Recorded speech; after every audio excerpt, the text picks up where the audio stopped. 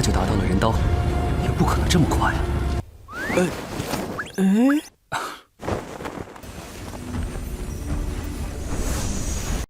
Halo semua ya, selamat datang di Ruang Sinema. Bagaimana kabar kalian semua? Semoga selalu sehat dan baik-baik saja.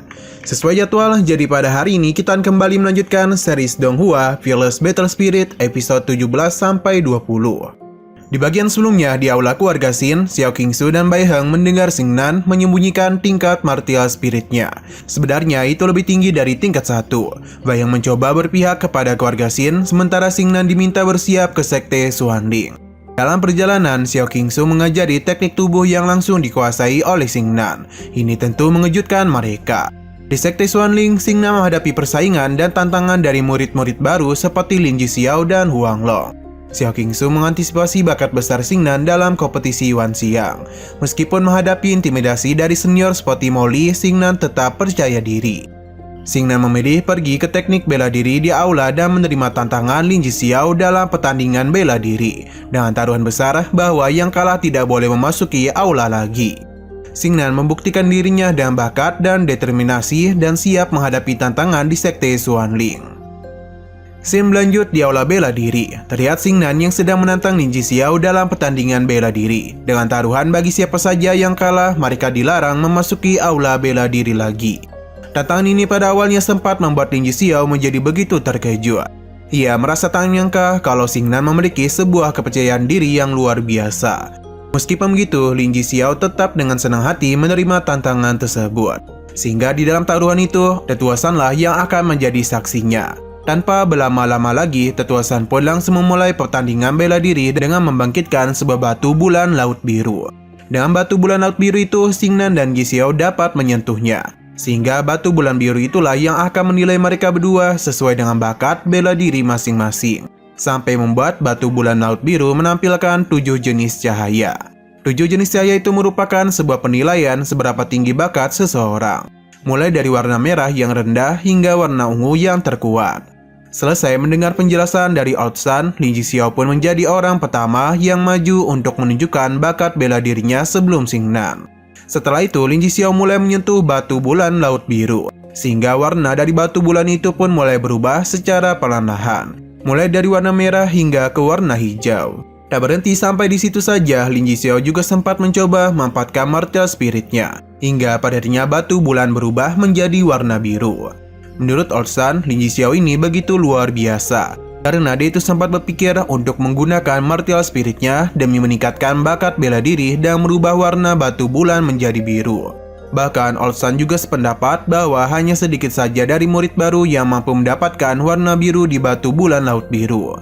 Selesai giliran Lin Jixiao, maka selanjutnya adalah giliran Xingnan. Sebelum Xingnan maju, Lin Jixiao sempat menyuruh dia untuk menyerah saja. Namun bukannya menyerah, Xingnan justru perlahan maju sambil berkata bahwa di atas langit masih ada langit dan di atas orang masih ada orang.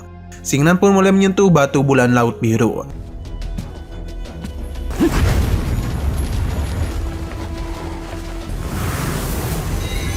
Awalnya ia hanya mendapatkan penilaian warna merah atau terendah. Melihat hal demikian, Old Sun justru menjadi sangat terkejut. Berbeda dan murid-murid lainnya yang sedang menonton, mereka justru mentertawakan Xingnan. Namun secara tiba-tiba mereka semua dibungkam oleh Xingnan saat dia itu menjadi begitu serius dan merubah warna batu laut menjadi warna ungu.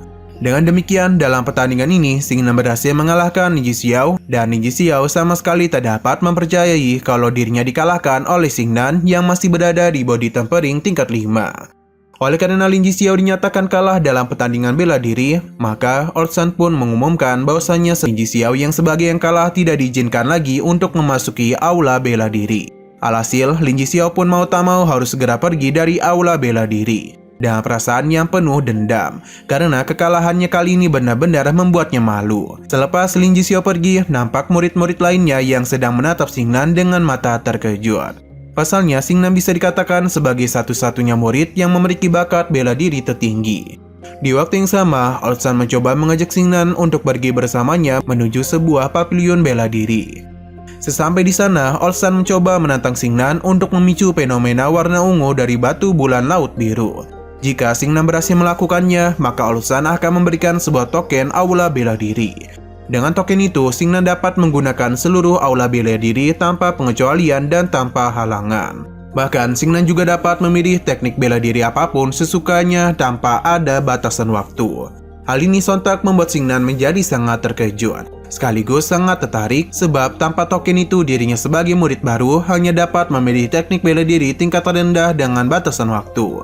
Sambil membangkitkan batu bulan laut biru, Otsan memberitahu bahwasanya tidak ada satupun murid sekte Xuanling yang dapat memicu fenomena pada batu tersebut. Oleh karena itu, bagi siapapun yang dapat melakukannya, maka mereka akan mendapatkan hadiah yang sangat istimewa. Setelah itu, Xingnan mulai membangkitkan jiwa dewa perang dan mulai menyentuh batu laut biru. Namun, bukannya membuat sebuah fenomena, Xingnan malah menghancurkan batu tersebut.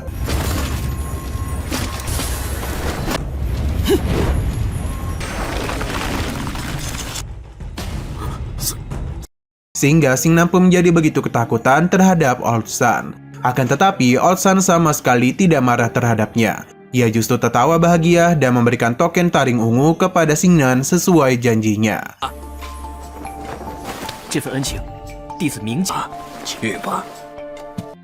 Old Sun kemudian menyuruh Xingnan untuk kembali ke aula bela diri, dan setelah Xingnan pergi, Old Sun mulai berbicara sendirian. Ia mengatakan kalau Xingnan ini adalah murid yang sangat dicari-cari oleh senior Old Sun selama ini. Sementara itu, Xingnan terlihat sedang berjalan masuk ke dalam aula dan pergi menuju lantai paling atas. Sesampai di sana, Xingnan secara tak sengaja bertemu dengan seorang penjaga yaitu Diakon Ma.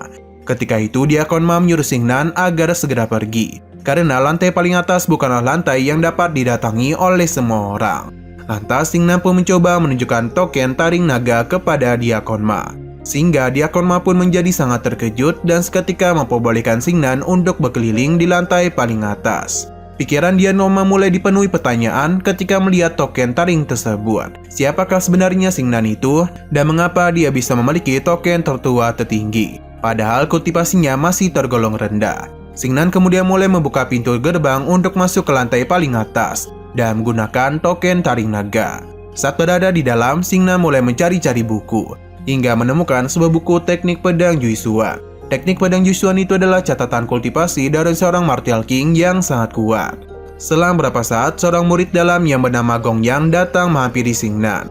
Pada awal melihat Xingnan, Gong Yang nampak begitu terkejut dengan ranah Xingnan yang masih berada di body tempering tingkat 5. Namun dia itu sudah memegang buku ranah Martial King. Selain itu, ia merasa tidak menyangka kalau murid baru seperti Xingnan dapat masuk ke dalam lantai paling atas. Padahal 10 murid teratas dari sekte Xuanling saja tidak mendapatkan izin untuk masuk ke lantai tersebut. Perasaan terkejut dan perasaan tidak menyangka ini semakin bertambah ketika Gong Yang melihat token tetua tertinggi yang ada di pinggang Xingnan. Sehingga Gong Yang pun mencoba untuk memberikan salam hormat kepada Xingnan. Dan mereka berdua pun saling berkenalan. Lalu Gong Yang mengingatkan Xingnan agar lebih baik menyembunyikan token taring naga dan tidak menunjukkannya kepada orang-orang. Gong Yang kemudian mencoba bertanya buku seperti apa yang sedang dicari oleh Xingnan di lantai paling atas. Xingnan pun menjawab kalau ia sedang mencari buku teknik pedang. Lantas Gong Yang pun langsung mengeluarkan sebuah buku teknik pedang. Buku teknik pedang itu adalah buku milik mantan master sekte Xuanling, yakni Tang Qingxuan, yang dibuat ketika dia masih muda. Kekuatan pedang Tang Qingxuan bisa dibilang cukup aneh dan selalu berubah-ubah. Bahkan sejak Tang Qingxuan menghilang, tak ada seorang pun di sekte Xuanling yang dapat memahami arti sebenarnya dari teknik pedang di buku tersebut. Sesudah mendapatkan buku Tang Qingxuan, Xingnan mulai pergi ke sudut ruangan untuk mempelajari teknik pedang di dalam buku itu.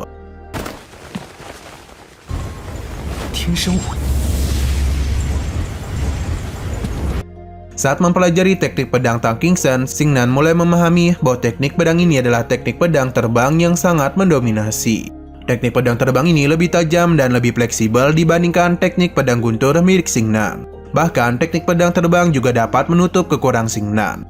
Selang beberapa saat, Diakon Ma datang dan sedikit merasa terkejut ketika melihat Xingnan yang bisa dan cepat memasuki keadaan pemahaman dalam proses penguasaan tekniknya. Selang beberapa saat, terlihat Xingnan yang sedang kebingungan mengapa teknik pedang terbang terdapat beberapa perubahan misterius.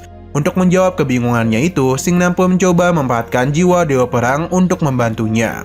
Benar saja, dan bantuan jiwa dewa perang, Xingnan akhirnya berhasil memahami kalau teknik pedang terbang memiliki niat yang tidak terlihat. Sedangkan yang terlihat hanyalah pedangnya yang seolah bergerak sesuai dengan bentuknya, sehingga pedang dapat bertarung ke segala arah.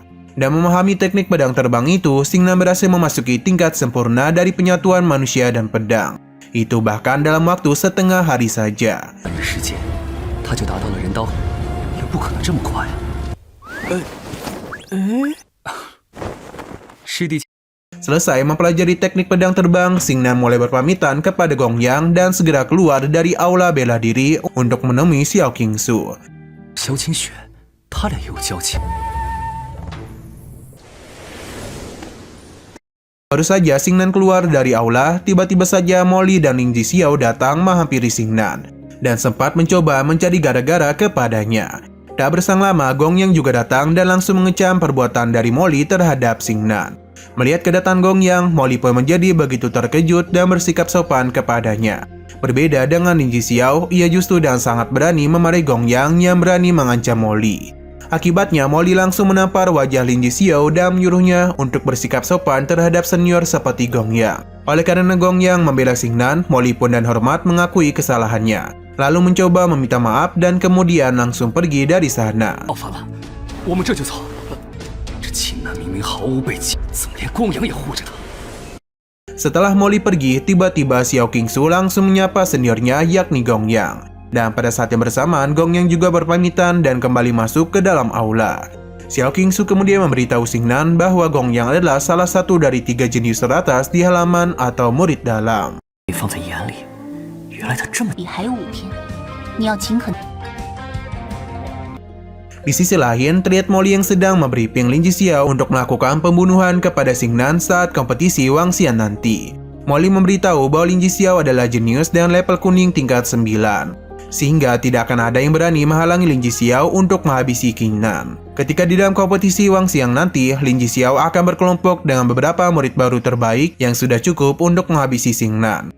Pada malam harinya, Xingnan nampak sedang mencoba memanfaatkan jiwa dewa perang untuk menyerap 200 pil Xiantian. Pada awalnya, jiwa dewa perang sama sekali tidak bereaksi selepas menyerap pil tersebut. Namun tak berselang lama, secara tiba-tiba jiwa dewa perang membangkitkan sebuah mata dewa perang. 丝毫没有反应。 Mata dewa perang itu memungkinkan Xingnan untuk memiliki penglihatan yang sangat luas. Bahkan penglihatan dari mata dewa perang itu membuat Xingnan melihat dan menembus semua batasan di sekte Xuanling. 好恐怖的目力，他学令中的全部禁止。笑了。 Pada keesokan harinya, terlihat Xiao Qingsu yang sedang menghampiri Xingnan dan memberikan sebuah manik pelarian bumi kepadanya. Manik pelarian bumi itu dapat digunakan oleh Xingnan di situasi yang mendesak. Cukup dengan menghancurkan manik itu, maka manik itu dapat membawa Xingnan pergi sejauh 0,5 km. Tak hanya membawa manik pelarian bumi saja, Xiao Qingsu juga membawa adiknya yang berada di peringkat 10 di antara murid baru yakni Xiao Lang. Baru saja bertemu dengan Xingnan, Xiao Lang telah membuat kesan buruk dan menghina Xingnan yang masih berada di bawah tempering 5 dan langsung pergi meninggalkan Xingnan. Sikap yang adiknya tunjukkan membuat Xiao Qingsu merasa tidak enak dan meminta Xingnan untuk tidak mengambil hati terhadap ucapan adiknya. 会让你赢得赌约。我弟弟一般见识，他自小师姐，到底有……这赌约与你无关。是，我必须要赢下万象大比才行。 Singkat waktu, datanglah hari di mana kompetisi Wanxiang akan dimulai. Dan terlihat banyak murid baru yang sedang berkumpul di alun-alun aula hukum. Di sana, Xingnan sempat mencoba mengubah mata dewa perang untuk memeriksa kultivasi-kultivasi dari para murid baru. Alhasil, Xingnan mendapati hanya sedikit saja di antara murid baru yang berhasil menerobos ke body tempering tingkat 7 atau yang lebih tinggi. Setelah beberapa saat, nampak wakil master aula hukum bersama dengan 4 diakon yang sedang berkumpul dan akan membentuk sebuah formasi. Formasi itu akan membuat para murid secara acak berpindah ke aula Wanxiang. Setelah sampai di Pulau Wanxiang, akan ada 20 token Xinglong yang harus diperebutkan oleh para murid baru. 3 hari kemudian, para murid akan diberi penilaian berdasarkan jumlah token yang mereka dapatkan.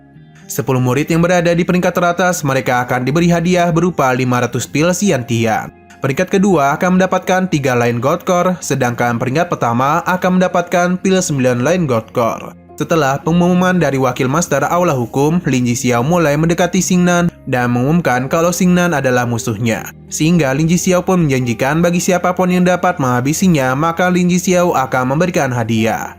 Mendengar pengumuman itu, jelas beberapa orang mulai berencana untuk mengincar Xingnan, mulai dari Wang Meng hingga Li Changyun. 僧路死，都是猛人呐，牺牲心。 Setelah itu, Lin Jixiao mendapatkan teguran dari wakil master Aula Hukum karena perbuatannya dengan sengaja membuat orang-orang mengincar Xingnan. Lantas Lin Jixiao pun mencoba memfitnah Xingnan dengan mengatakan kalau dia itu telah menindasnya dalam pertandingan bela diri, sampai membuat dirinya tidak dapat masuk ke aula bela diri lagi.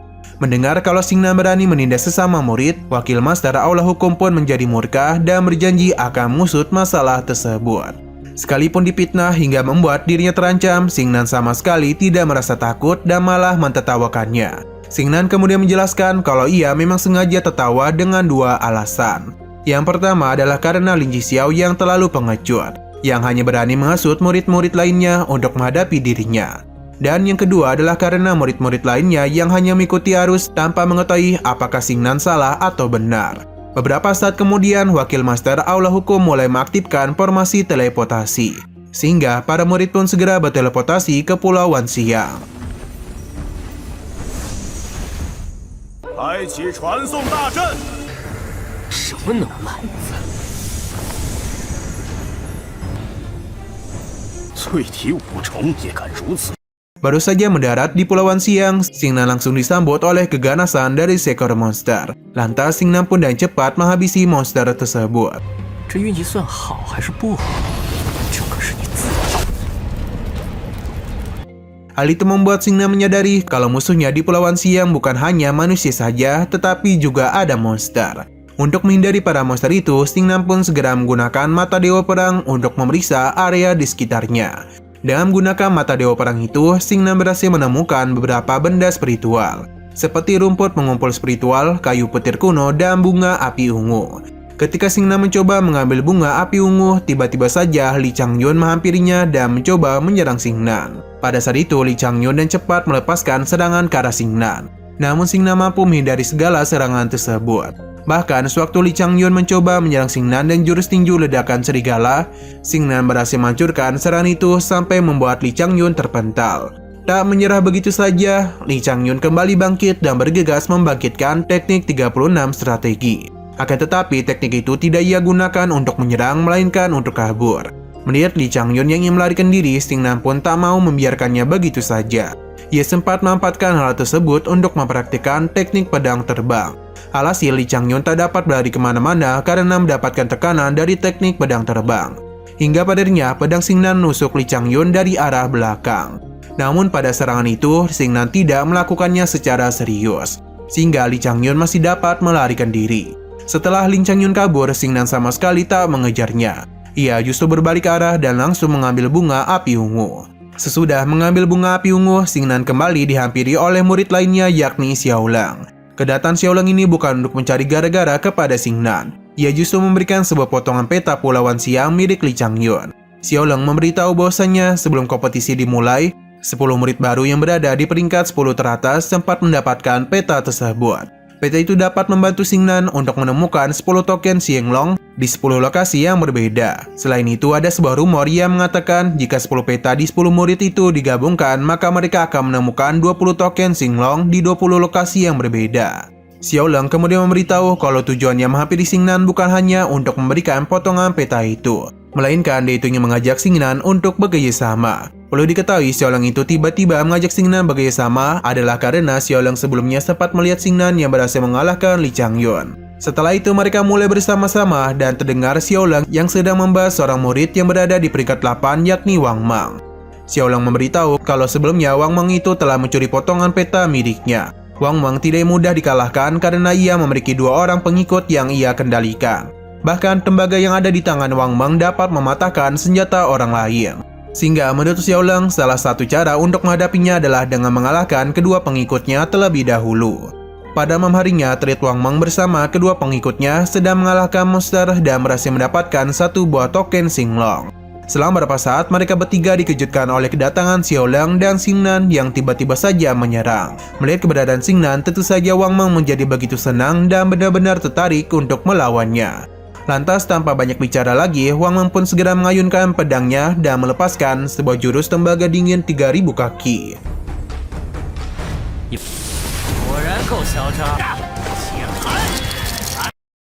Nah, sayang sekali lagi seru-serunya episodenya malah bersambung. Oke, sekian dulu pada video kali ini. Untuk video selanjutnya akan segera hadir. Jadi bagi kalian yang ingin mengikuti series ini, langsung saja klik subscribe dan aktifkan loncengnya. Terima kasih yang sudah menonton video sampai habis. Jika kalian suka pada video ini, klik like dan share ke teman-teman kalian tentang channel ini. Dan ditunggu aja kelanjutannya. Oke, sampai jumpa di video selanjutnya.